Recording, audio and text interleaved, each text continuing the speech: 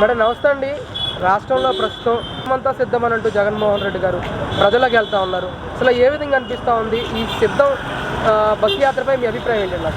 ఏమండి, జగన్మోహన్ రెడ్డి చేసే సిద్ధం బస్సు యాత్ర గురించి అయితే మేము అసలు ఆలోచించాల్సిన అవసరం లేదు. వాళ్ళు సిద్ధం బస్సు యాత్ర చేస్తుంటే మేము వాళ్ళకి ప్రతిగా సంసిద్ధంగా ఉన్నాము. మేము యాత్రలు చేస్తున్నాము. మా భువనేశ్వరి గారు నిజం గెలవారనే పేరుతో యాత్ర చేస్తుంది. లోకేష్ గారు శంకారావం పేరుతో యాత్ర చేస్తున్నారు. మా చంద్రబాబు నాయుడు గారు ప్రజాగలం పేరుతో యాత్రలు చేస్తున్నారు. ఆ యాత్రల గురించి పట్టించుకోవాల్సిన అవసరం లేదు. అవన్నీ జనం లేని వెలవెలబోయే యాత్రలు, సిద్ధం యాత్రలు. మేము చేసే సంసిద్ధం యాత్రలో జనం వద్దన్న కొంది వేలాదిగా నేల ఈనింది అన్నట్టు జనాలు అధిక సంఖ్యలో వచ్చే స్పందన అది మాది.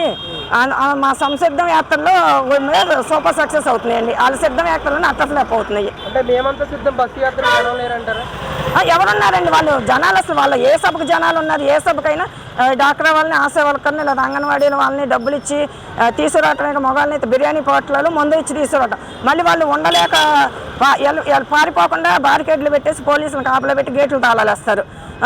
వాళ్ళకి పోలీసులు కాపలా పెట్టుకుని జనాన్ని బంధించి చేసుకునే యాత్రలు, మా స్వచ్ఛందంగా చేసుకునే యాత్రలు. మాది వద్దన్న కొందికి ఎగబడి వచ్చే జనాల ప్రతిస్పందన మాది.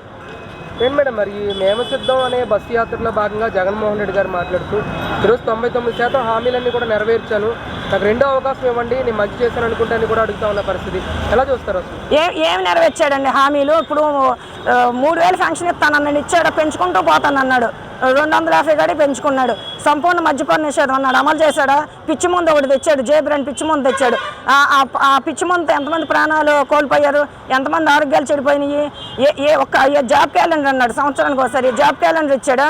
అదే వాలంటీర్ ఉద్యోగాలు చాటిని చూపిస్తున్నాడు. అదే ఉద్యోగాల ఫిష్ మార్ట్, మటన్ మార్ట్ అంటున్నాడు. చదువుకొని యువత మాంసం చేపలు అమ్ముకుంటారా? ఏం హామీలు నెరవేర్చాడు? 99% సిగ్గుండాలి మాట చెప్పుకోవడానికి. జనాలు ఇంకా మోసపోతారు అనుకున్నారు. జనాలు ప్రతి ఒక్కటి చూస్తూనే గమనిస్తూనే ఉన్నారు. జగన్మోహన్ రెడ్డి చెప్పే మాయ మాటలకు ఈసారి ప్రజలేమి భ్రమపడరు. వాళ్ళు క్లారిటీగా ఉన్నారు. జగన్మోహన్ రెడ్డిని దించేయాలి, చంద్రబాబు నాయుడు గారిని సీఎం చెయ్యాలనే క్లారిటీతో ఉన్నారు జనాలు. ఇక ఈ జగన్మోహన్ రెడ్డి మాయలు, మంత్రాలేమి, కుయుక్తులు, కుతంత్రాలేమి సాగవండి. అంటే గత ఎన్నికల ప్రచారంలో మద్యపాన నిషేధం చేస్తానని చెప్పి మహిళలందరికీ ఒక హామీ ఇచ్చారు. మళ్ళీ 2024 ఎలక్షన్కి సంబంధించి ఎన్నికల ప్రచారానికి వస్తున్నారు. మరి మద్యపాన నిషేధ హామీ ఎంతవరకు అమలు జరిగిందంటారు? అంటే ఇప్పుడు 2019లో జరిగిన హామీ 2024లో ఎలా అమలు చేస్తాడని జనాలు ఎలా నమ్ముతారు?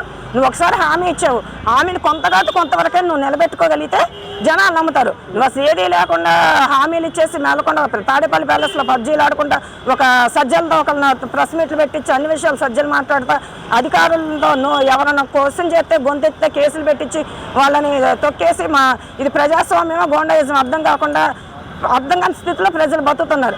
ఇలాంటి పరిస్థితుల్లో నువ్వు చెప్పే మాయ మాటలు జనాలు ఎలా నమ్ముతారు? నువ్వు 2024 సంపూర్ణ మద్యపాన నిషేధం చేస్తుంటే నిన్ను ఎలా నమ్ముతారు? నీ బ్రాండ్ మద్యాన్ని నమ్ముకుంటావా? నీ బ్రాండ్ మద్యాన్ని తీసుకొచ్చి నేను మద్యపాన నిషేధం అమలు చేశానంటే జనాలు ఎలా నమ్ముతారండి? అంటే ఇప్పుడు మద్యపాన నిషేధం చేసిన తర్వాత నేను ఓట్లు అడుగుతానని చెప్పేసి అన్నారు జగన్మోహన్ రెడ్డి.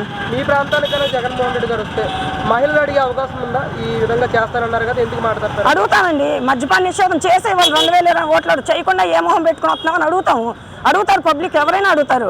మద్యపాన నిషేధం చేయకుండా ఏ మొహం పెట్టుకుని ఓట్లాడుతున్నావు, నువ్వే నవరత్నాలు అమలు చేయకుండా ఏ మొహం పెట్టుకుని వచ్చాను వైసీపీ మంది చాలా మంది అడిగేస్తున్నారు గుమ్మాల్లోని.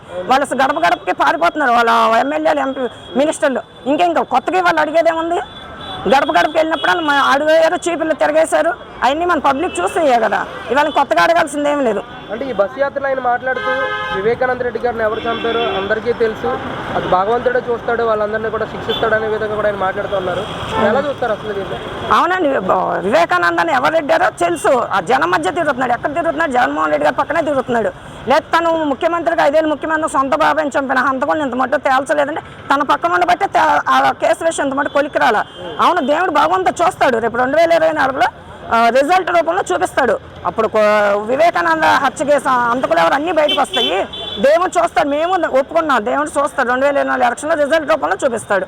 ఏంటి మేడం, అసలు చంద్రబాబు నాయుడు గారు చేస్తున్న ప్రజాగలం సభలకి స్పందన ఎలా ఉంది? అసలు చాలా సూపర్గా ఉందండి. ప్రజాగలం సభలు అది మీడియా మాకంటే మీకు ఎక్కువ తెలియాలి. మీడియా మీరు వెళ్తారు.